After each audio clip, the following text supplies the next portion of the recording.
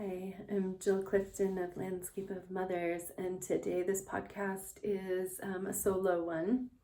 So I don't have an interview today, but I wanted to talk a little bit about mom rage and the everyday mom sorrows. I think these are deeply related to one another. And then a practice for how we can kind of start to reorient even in the presence of the mom rage and the mom sorrows.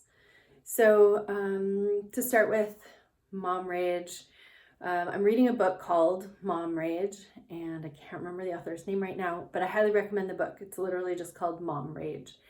And it really documents all of the ways that extra burdens are put on mothers and caregivers in ways that let other people and enable other people to be able to do other things in the world. And that care turns out to be unpaid labor. If it is capitalized, that is, it's part of our labor system, then it tends to be low-wage labor, it tends to be full of women, and it tends to be really undervalued as a resource or as something that needs to be done. So anyway, this book goes over in detail all of the reasons that as a parent we might feel absolutely enraged. And a lot of it has to do less with the individuals in our lives than the systems, though the individuals can be participating in these systems, but usually these are people that we love, that are in our family, that we care about, that we've tried to build a life with. And often our rage comes out directed at them because they're enacting the things that we find to be angering, things that are just like provoke our anger. Some of those things can go back in history, so they can be childhood trauma. They can be ways in which women are not supported in both raising children and having jobs, and yet it seems to be a societal expectation that we do both. I think about 80% of mothers are employed in the workforce. They also have kids who have schools that don't tend to fill those hours.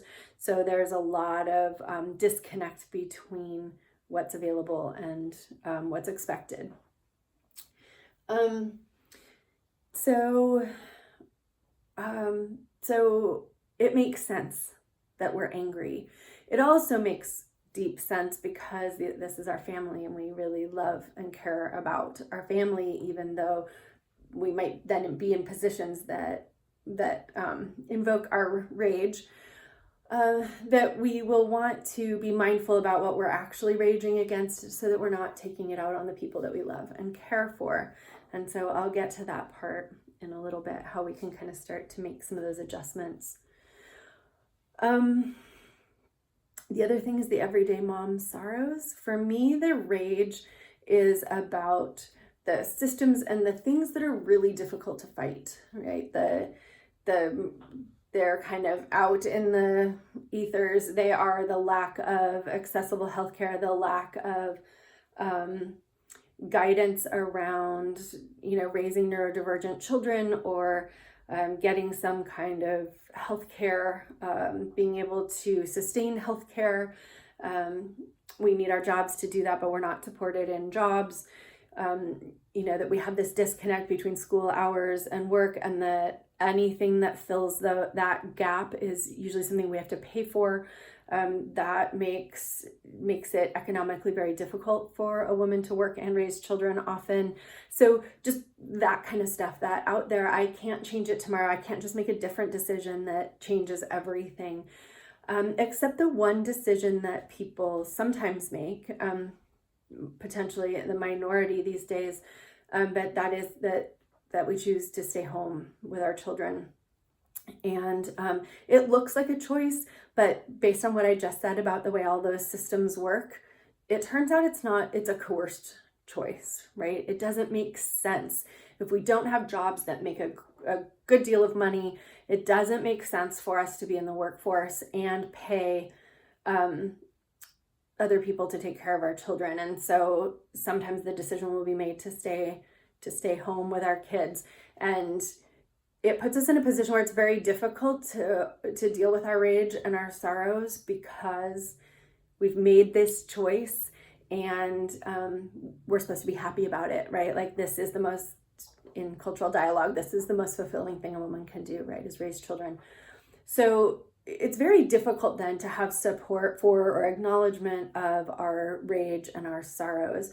And for me, the rage is the outside stuff, and the sorrow is the impact that it has on me.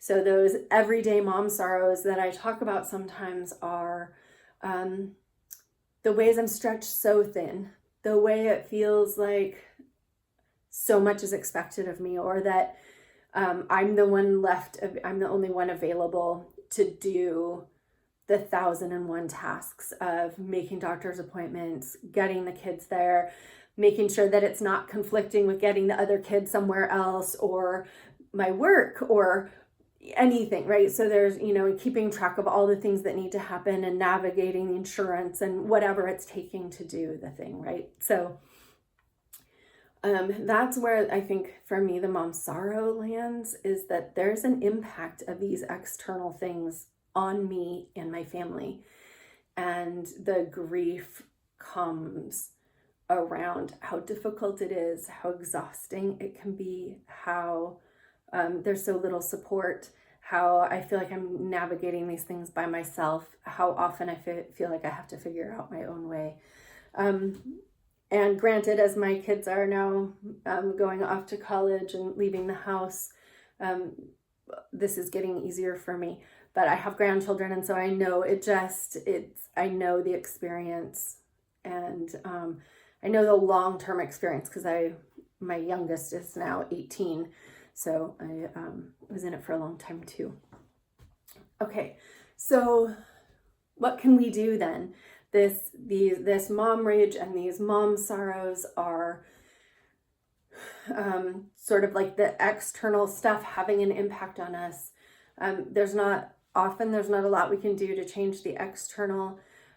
We can put in more work, potentially educating our partner on all the things that we're doing, on making sure that they're well aware of the mental load and the emotional load of care work, and housework, and getting as much help as we can. Hopefully we have a sympathetic partner. Things get even more isolating when we don't, and even a sympathetic partner, they're often the breadwinner, right? So they are working a certain number of hours every day too, and they're also exhausted, and there's not a lot of impetus for those folks to take on a lot of extra work. And I don't mean that as a personal assault. Again, that's a systemic problem, that it's hard often for those primary breadwinners to take time off work to care for their families, and to contribute some of the things that need to be done. So it's also a challenge, and a systemic one as well, but it has these very personal and interpersonal effects. So one of the things I always start clients with when we meet is Sun and Moon Mother. Sun and Moon Mother is about our regulation, kind of, ultimately it's about our nervous system regulation, but it's also the regulation about what is going on in our environment that we can control, that sets us up for certain outcomes. So it doesn't control everything, and it doesn't always automatically make everything easy or anything. But this is one step where, really it's a practice of several things, of prioritizing ourselves, prioritizing our care over expectations, including our own self-care. So it's doing a lot of opting out of this systemic pressure stuff, but it begins with sort of our routines, like how we organize our days. And this will start to be the foundation with which we can make bigger changes, if we're going so far as to feel like what we need to do is change our family culture or our culture around what family looks like. So I want to offer a short meditation on Sun and Moon Mother, and kind of have you tune into the ways that things work in your family. What we're going to do is we're going to do a little bit of a meditation, guided meditation. I'm going to guide you through some imagery. It's going to be just sort of a recall for you of like how the certain things work in your family. Then I'll give you like a minute to just write things down, and then we'll go into another meditation about visioning, and then there'll be another time to write. So this podcast is interactive. I'm sorry I didn't tell you that up front. You can definitely like listen if you're in the car doing other work. Feel free to listen through and participate as much as you can, and then decide whether it's something you want to delve deeper in. If you want to go deep, then I recommend kind of sitting down with a pen and paper. Okay, so welcome to Sun and Moon Mother. We can, if you feel comfortable, you can close your eyes.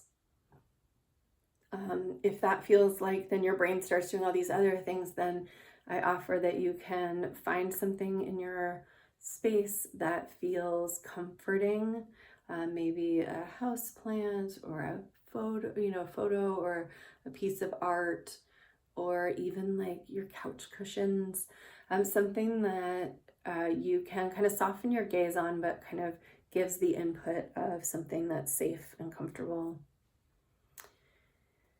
I invite you to just take a full breath in and a full release that breath out fully. With the next breath, allow yourself to kind of drop into your center, and your center might feel like your heart, or it might feel like your low belly, or it might feel like around your belly button, or it might feel like your literal like half your waist, like your half center of your body. But just take that breath. Let your energy drop into your center, wherever that might be. Take another breath there. And then I invite you to notice sun and moon. So sun and moon mother for me is just the energy that comes from that landscape. So the landscape of sun and moon mother is that regular cyclical orbiting. The moon goes around the earth goes around the sun. This sense that these things are weaving constantly, that they're moving around, that there's predictable though, and phases, that there's repetition, that there's a sense of reliability in that repetition. And you can start to kind of tune into that feeling, that that going round and round sets an energy, sets a tone, sets a reliability, a pattern, a pathway, right? And bringing that into ourselves, we can notice that one of our primary pathways through our human life is day and night, this activity and rest cycle that we have. So just making it a little more like in your body, there's this rising in the day and this resting at night.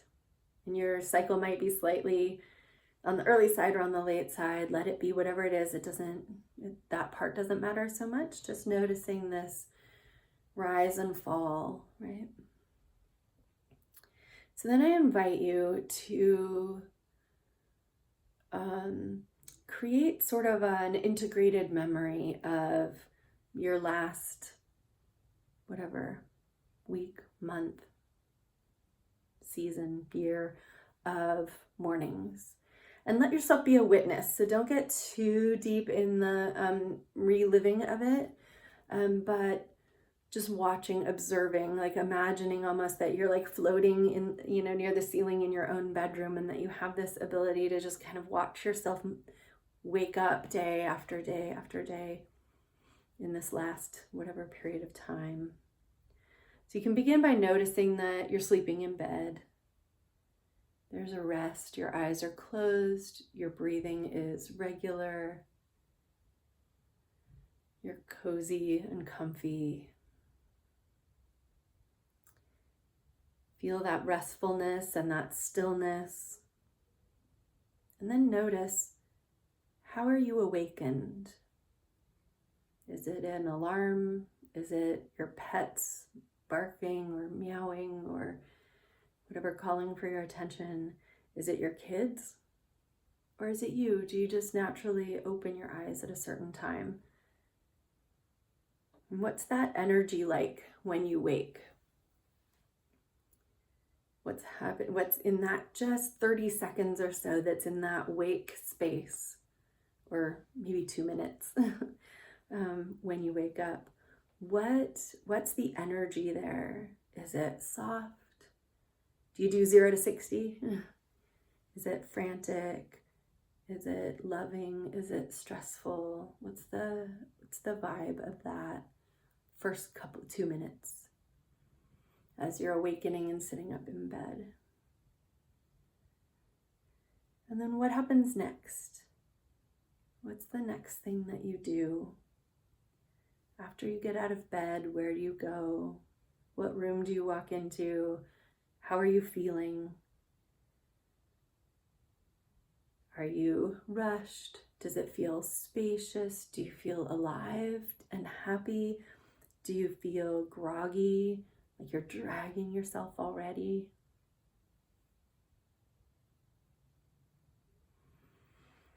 Take a breath, let it keep moving. What happens next? So you move out of that space and into the next. Where are you going? What are you doing? And particularly, again, how does it feel? Does it feel clumsy because you're kind of groggy and dragging yourself through? Does it feel like happy service? Does it feel grumpy? Do you feel irritable? Does it feel urgent? Do you feel like what you're doing is important? Take a breath there again, just noticing, kind of staying in that place where you're an observer versus being too in it. And then just notice the next thing that happens. What happens next? And how does that feel? So by this moment, momentum is gaining in however it is that you feel these things, these small moments of how you rise are starting to hook together. So just noticing, what are those recurring themes in how you enter your day? What's the feeling that comes up each time? Or what's the tone of the energy each time you move from one thing to the next, to the next? Take a deep breath here and just release, let that whole vision sort of dissolve. You can let your eyes come back into focus, and or you can open them if they've been closed. Taking another breath, keep breathing. The invitation here is that if you feel like you want to capture some of what you recognized in watching yourself go through those moments, you can write down what you noticed. Otherwise, you can just log a few words in short-term memory and hope they're accessible later. Often they are, more than we think. So don't let this be urgent. Just write down what you have. A few words will do. And if you're somewhere where you can't write, just taking some breaths into what you noticed. Don't try to talk yourself out of it or tell yourself that it's not okay that you feel like that. We're always doing the best we can with what we have. And we've already noted that what we have is pretty marginal. And so we're hearing it together. Okay, so if you're writing, you can put down your pen or you can pause. But we'll move on to the next piece. So Again, letting yourself kind of rest back into whatever state you were in before, either with eyes open on something calming and soothing and familiar, and letting your focus get gentle, or closing your eyes completely if that feels good for you. Then the invitation here is to take a breath and pick up some of that. What you noticed was the recurring themes, right? That's Sun and Moon Mother. Those recurring themes are the realm of Sun and Moon Mother, right? The cycles, the rhythms. Sometimes cycles and rhythms get built out of habit or familiarity. They were that way when we were kids. They were, they got put in place by some event. And so just breathing into it, right? This may be somebody else's pattern. This may be something outdated. If it doesn't feel good, these recurring patterns, we're about to figure out what might be more nourishing instead. So kind of settling into those themes, and then considering, let's take ourselves back to that place where we're floating at the ceiling in our bedroom, looking down on our sleeping self, noticing again that the eyes are closed gently, that our breath is regular and even, that we are comfortable, we're settled in, we're relaxed. And then, what would we like waking up to feel like, to look like? Calm, harmonious, rising slowly, rising of our own accord, rising with presence. And start to notice, like, what would the room look like if that's the way we were able to rise? And in this space, I want to give, keep your focus on you and less on the other people. So the other people are going to do what the other people are going to do. And what would the setup look like in order for you to allow those people to do what they're going to do? So allow the kids to run in the room if that's the way they wake you up every morning. How would you receive that experience easier, right? Like, what would need to be in place for you to wake up gentler? If it's your alarm, does it go off 5 minutes earlier so that you have time to check in with your own body before you get up and go wake up the kids?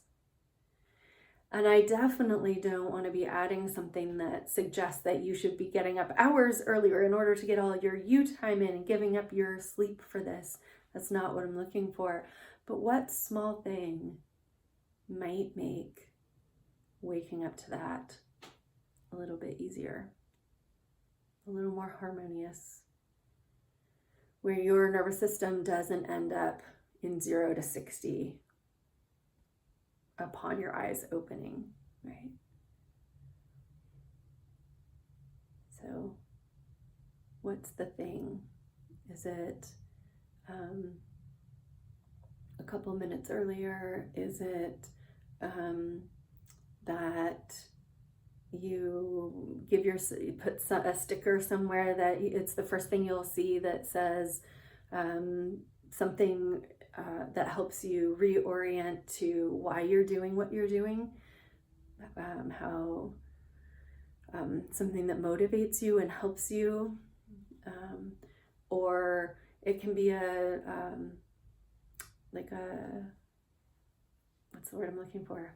Not icon, but talisman for something that makes you feel connected, so that when the kids run into the room, you already feel supported and connected by maybe your grandmothers, or by nature, or by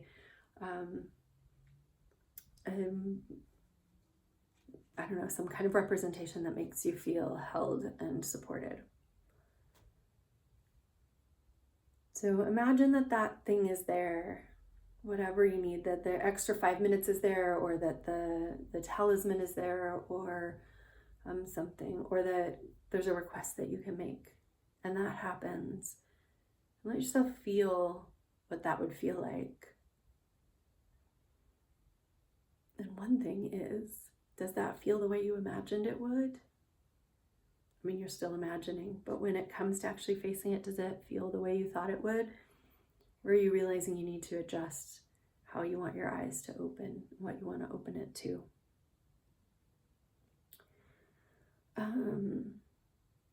And then go to that next thing, that first other room that you enter, and the things that you're doing there. How would you like those to feel?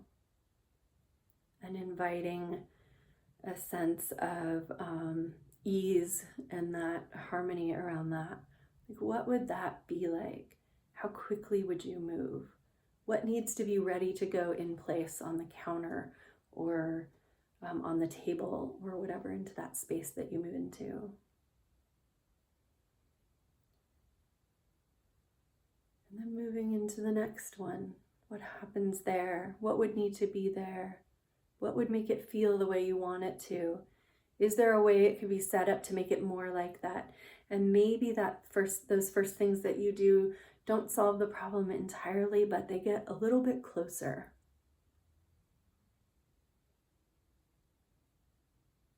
And then the next thing. And how would that feel? And what would that have to look like? And if that was the feeling running through your morning, if that was the way you started your day, what's possible in the rest of the day? How would that support what you want to have happen during the rest of the day to be there and for you to be able to see it and take it in and receive it?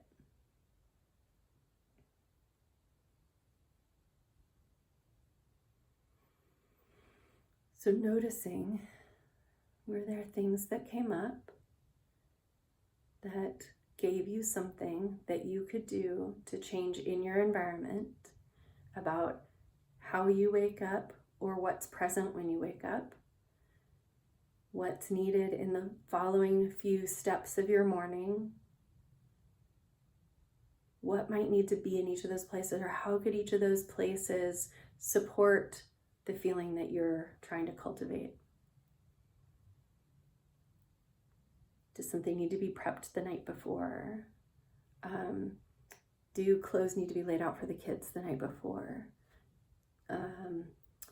Do you need your alarm to go off 5 minutes early so that you can check in with yourself before someone else tells you how they are and what they need? Do you need to have, do you need to ask for support with something? Does your partner, if you have one, need to take part of that job if they can? How could things be reorganized or resettled in order to have things go more smoothly for you and to feel more like you'd like the beginning of your day to start? So just noticing those things, allowing that general piece to kind of settle. Like, what are the basics? What are 1 or 2 or 3 things maybe that I can look to in the future to alter how my morning goes for me? And you can take a breath with those things. Begin to soften your gaze or open your eyes. Invite you back to your writing if you'd like to jot down a few notes. Sometimes the things we do or feel like we need to do are very small, right? Like maybe we need to light a candle in the bathroom when we go in there, and that would just make us feel more centered, a little more connected, a little more present. It might be an aromatherapy kind of candle too, so it might have a scent that also helps kind of draw us into the energy that we want. So what are those little things that we can do? And they seem little, and yet this restructuring of the tone of a morning can be a huge deal in how the rest of the day goes. If we wake up irritated, it's very hard to recover and to be happier or more easygoing or just flow with everything better later in the day. It's not like that calmness comes out of the irritation anywhere. So it's much harder to change gears. It's like turning a boat, right? As opposed to setting the boat on the right trajectory to begin with. And yes, the boat can get blown off course, and that certainly happens. But our best chance at every day is that we start in a particular way that supports the things that we want to be happening in our day. I know they seem small. Small things cumulatively make a big difference.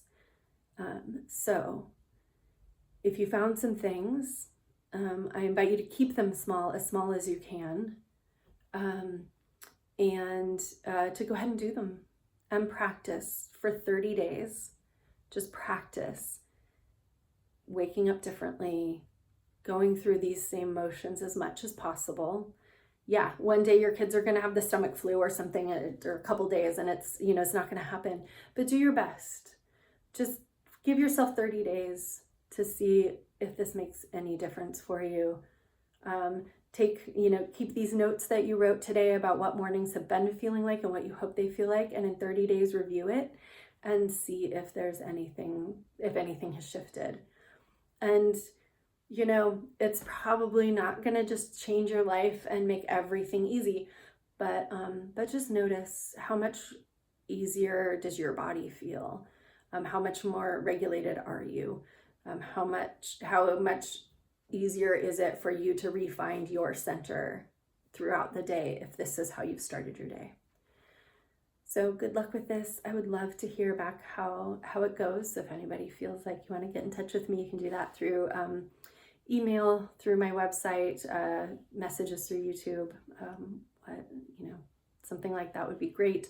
And let me know how it goes and what changes for you. And good luck out there. I know a lot of these things are much more systemic than anything we can do personally. Like today, we can't change them, but I do believe that all of us together making changes to the expectations, voicing our rage, voicing our sorrows, I think this will make a difference. It has made a difference since the pandemic. Again, highly recommend Mom Rage as a book to read if you have a chance, or listen to it. So I hope that helps. I hope that you find some relief in the next 30 days and that your mornings become just a little bit easier. Good luck out there.